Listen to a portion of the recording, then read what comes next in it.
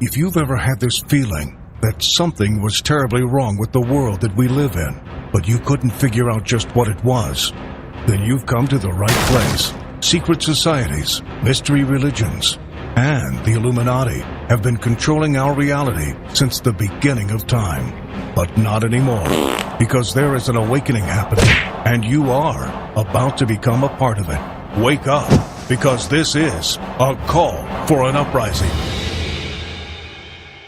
This is a call for an uprising. Welcome to today's show. I have to give full credit for this story to the channel Run to Christ. I saw it on his channel first. He does an unbelievable job. One of the more underrated channels out there. Deserves more subs, deserves more credit. I will leave his channel linked up below. I definitely recommend you subscribe. As I constantly say on this channel, a lot of this stuff is done underground. Not just the child molestation, the rituals, all this stuff, which people think doesn't go on because they think things like underground tunnels are a mystery, even though we have the Ozarks, we have the military, quote-unquote military base under the Denver airport. They tag these things with terms like military compounds, industrial compounds. It is an absolute joke. But now, apparently an ordinary rabbit's hole in a farmer's field has led to the discovery of an underground sanctuary once said to be used by the Knights Templar, a medieval religious order that fought in the Crusades. Now, for those of you that think that the Knights Templar was grandiose and wonderful and a good thing, it's another secret society. These guys are all connected with different titles. The Knights Templar worshipped the Baphomet. No different than what we see today. Okay, they worship the Baphomet. That is a fact, even though that the Masonic lodges will try to say, oh, no, they didn't worship the Baphomet. They did these worships in underneath churches, okay? They had little, altars underneath churches where they perform these satanic rituals. And this stuff still goes on today underneath churches, out in your woods, underneath caves. Now we have our own government. We've, completely doing this stuff, right? But right under our noses, literally in DuPont Circle and around the country, as they have underground quote-unquote highways that they don't tell anyone about, which continue to get discovered. And this is just another thing that God has shined his light on to expose, that somebody came across this underground. Now, for those of you that might want to defend it and say, well, the Knights Templar are just and they're great and they aren't corrupted. They weren't part of the secret societies, the mystery religion. They weren't studying any of this satanic stuff and worshiping the Baphomet. Let's start with the obvious here. The only reason anybody would do anything underground is why. What would the only answer be? If you didn't have any clue about any of this stuff and someone said, hey, listen, you'd say you had a daughter and you didn't want her to date some guy. And say they found him underground somewhere in a tunnel or in a cave. Wouldn't you go, well, they're going to the cave because they're trying to hide from everyone so they wouldn't see what they're doing because they're forbidden to date. Or if they smoked drugs or did, whatever they did. Why would you go underground and hide unless you were hiding something? So the Knights Templar were not going underneath in the middle of the woods creating these underground tunnels because they were playing Candyland with one another. They weren't going down there to set up an illegal casino underground where they were taking bets in Texas Hold'em. Okay? There's a reason that they have these caves, these tunnels, and all this stuff underground. Because what would happen if this stuff was happening in plain sight? What would happen if somebody went into their church and they saw these rituals? Or went into wherever? Say they walked into a Walmart and this was being performed. People would be in an uproar. They'd say, what are they doing? They'd look into it. They'd research it. They'd realize they've been duped. That's why this has been hidden for so long. And it's not just obviously the Knights Templar. It's all of these people I talk about and expose on this channel. The secret societies who use pedophilia, human and animal sacrifice, bestiality for their black mass rituals, dismemberment, rape, and cannibalism. So this is why they do this stuff underground. Not because the Knights Templar were saying, hey, we should go underground, because people are getting suspicious of our neighborhood tiddlywinks game, and we really want to keep it secret because too many people might join. I don't think so. So take a look at these creepy photos here. You can see these small holes, which almost look like rabbit holes. And this guy found them in his yard, which led to this underground discovery, which is absolutely frightening. This could be underneath anyone's house out there. You don't know. This could be out in your woods somewhere, covered up, just like they covered up McMartin, right? The tunnels underneath, like I talked about, they covered it up with dirt. It's a common theme that they do. The cave I talked about last week, where they found all these satanic symbols inside, They filled in the dirt holes. Looks like they forgot to fill in a dirt hole here. So let me read a little bit about this. The caves appear to be untouched structurally and date back 700 years. They are less than a meter below the surface. Michael Scott from Birmingham went to photograph the caves after seeing a video of them online. He said, I trapseed over to a field to find it, but if you didn't know it was there, you would just walk right past it. Considering how long it's been there, it's in amazing condition. It's like an underground temple. Exactly. That's what it is. That's what it is, photographer, Mr. Scott. It is an underground temple. And what do you think occurs in underground temples? It says the tunnel leads to a network of walkways and arches carved out of sandstone, as well as a font. So you could see these arches here. Very creepy stuff you'd see in a movie, right? Because they indoctrinate people with this stuff in movies. These look like the similar caves you'd see in a movie. And people would think that this was fiction or it was cool. They never think about what goes on in here and why somebody would need an underground temple and why they would build one and go to all this effort if they weren't seriously trying to hide something. You could see a lot of stuff written on the walls inside of here. I can't make out what any of it really says, but a lot of symbols. I'm sure a lot of these are satanic symbols that are used. You could see even one of the arches has the shape, goes up in the point in the shape of a pyramid.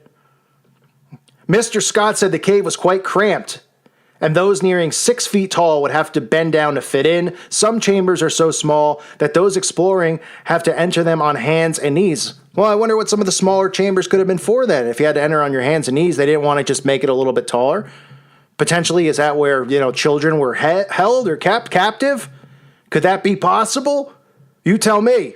I mean, if you're going to go to the effort of building a temple underground and building these caves and these structures, and you're going to make it 6 foot tall just so that you guys can fit in, why would you leave certain parts? You have to crawl on your hands and knees. And back then, they weren't wearing tank tops and shorts. They were wearing a lot more clothes than that.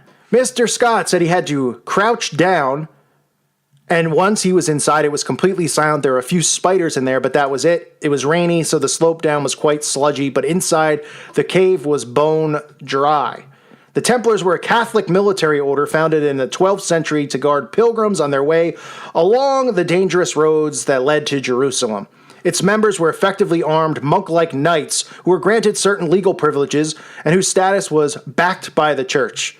They were they're reputed to be the possessors of great wealth and power. Do these sound like people who are following Jesus Christ's message? You see how they link this stuff and they say, well, the Templars were a Catholic military order. First of all, that's an oxymoron in its own, right? We know the Catholic Church and the Vatican and what they really stand for and represent, and now it's a cover and a front. We know about the Jesuits. We know about the Knights Templar. You should know, if you don't, that it was a front, that these people were not Christians. They were fronting for the church. And as it says, they were possessors of great wealth and power. In 1095, Pope Urban II promised the Knights of Europe forgiveness of their sins if they went on a crusade to win back Jerusalem for Christianity. So Pope Urban promised the Knights of Europe forgiveness of their sins, as if Pope Urban can actually forgive sins. Sorry, Pope Urban, you can't forgive sins. Only Jesus Christ can forgive sins, and salvation is only through Christ, not through you, Pope Urban. Okay? Many responded by taking the cross and showed this act by cutting out red crosses before sewing them into their tunics. These caves date back around 700 years.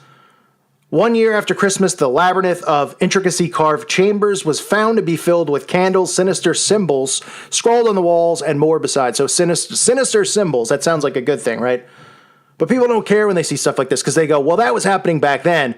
Okay, they were doing that back then, but now we have the internet, we have TV, we have PlayStation, so people just moved on with the times, and they just decided, hey, instead of doing sacrifice rituals of animals and humans, let's just play Grand Theft Auto. Huh?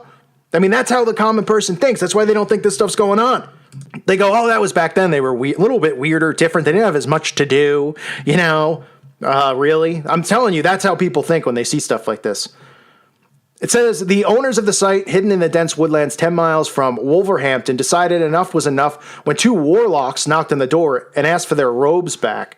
The red-faced pair had left the garments behind after a ritual. Dominic Wass, an acclaimed urban artist who works under the name Sketch, once set up a workshop on the site. There's definitely some strange stuff gone on down there, he told the Sunday Mercury. It's surreal to have two warlocks knock on your door, but at least they asked. It's the mess left behind by the ones that don't. Some of the requests have been very weird. Accompanied by a Mercury photographer, our reporter entered the cramped tunnels to explore the secret world below. Our torches picked up pillars, hidden alcoves, and ritualistic symbols. Mystic sigils competed for crowded wall space with more modern scrawled messages written by youths who have turned the temple into a drinking den. Right, so apparently it's a drinking den now, but somebody came to their door asking for their robes back. I would have put those robes right in my fireplace, quick. And if a warlock came to my door, that'd be the last time he came knocking on any door, I'll tell you that. It goes on to say that, and yes, evil had been at work, but not with dustpan and brush. There were more snuffed out candles than you could wave a wand at. Spirits were present too. Empty bottles of booze littered the floor. Sketch, who was 25, scanned the cobweb, encrusted inner sanctum, and shook his head sadly. They've moved the sacrificial stone again, he groaned. Some people, why can't they just put things back where they are? Obviously, it's not something we want to be associated with, but in the past, if people have asked permission, explain what they wanted to do, and we were happy with it, and if they tidied up afterwards, but this was going too far. Time and again, wrote, iron gates have been placed around this tiny entrance to the caves, only big enough to crawl through, but they have been ripped down within days. Nothing, it seems, will stop unwelcome intruders intent on hell raising. Sketch who has lived on the site for 2 years, admitted it's almost impossible to control. You can put up razor wire, but if someone gets injured, we're the ones who land in trouble. People don't seem to realize that this is private property and they're trespassing. It's a difficult one. Publicity just leads to more people trying to get into the caves. What do you think they're trying to go into the caves for? Today, why are people trying to get in there? Why are warlocks and witches and Satanists knocking on their door? Oh, they left their robes on. What were they doing in there? Huh? They could put their robes on? They play Dungeons and Dragons down there? Is that what we're supposed to believe? Give me a break. I mean, really. News of the closure will be a hammer blow to the many polite pagans who ask permission to use the place. They're not the ones who cause trouble, apparently, but druids, white witches, wizards, and Satanists risk meeting their maker when attempting to enter the Caton complex. Dogs, including a very large mastiff, roam the grounds. There's also barbed wire and brambles to overcome. The caves themselves are hazardous. Some chambers are so tiny you have to enter through your hands and knees, like I said earlier. In 2009, a 16-year-old lost his life when a similar sandstone cave in nearby Bridgenorth collapsed. So why do you think people are going down in these caves? What are you hiding? What are you doing that you can't do in your own home? Well, obviously you can't hide in your own home anymore with the CIA. And in every country you can't hide in your own home because there's no privacy anymore. But what do you think they were doing down there? Like I said, I mean, come on. In another effort to keep unwelcome worshippers away, CCTV has been increased at Canton and more robust fencing erected. A walkway has been blocked off. Plans to fill in the caves, which are big enough to accommodate 10 people, have been considered but rejected. Well, of course they're going to reject it. The people in government and the township and all these committees are going to reject it, even though the trespassers on the property, because the people who are trespassing are probably people in their government, and probably people in their local town committees, and people of high esteem in the area. It's unbelievable. Yet still they come, ignoring the perils to discover a site dubbed one of the most mystical in the Midlands. It ranks with Castle Ring, a public Stonehenge monument near Cannock Wood, which has become a hotspot for druids. Solstice and Halloween pose particular problems. Now, why do you think solstice and Halloween pose particular problems? I wonder why. Oh, because those are the days that the most sacrifices occur, where they do blood sacrifice rituals. I mean, how dumb are people? They talk about this stuff and they kind of humorize it and say, oh, some kids are drinking, they're getting robes on. They're crawling into these tunnels to do what? To do what in the tunnels? It's unbelievable. So this is a Knights Templar tunnel that has been discovered, which has been overrun with black magic cults. So black magic cults are showing up here and performing rituals inside this tunnel. They are not allowed to fill in the tunnel to stop it from happening. I wonder why. It is an absolute joke. Share this information with people. They need to know. Everybody should know this stuff is going on. And it's not a joke. And the Knight Templars, who are Baphomet worshippers, I can only imagine what's gone on in that tunnel over 700 years. I don't even want to imagine. I don't even want to.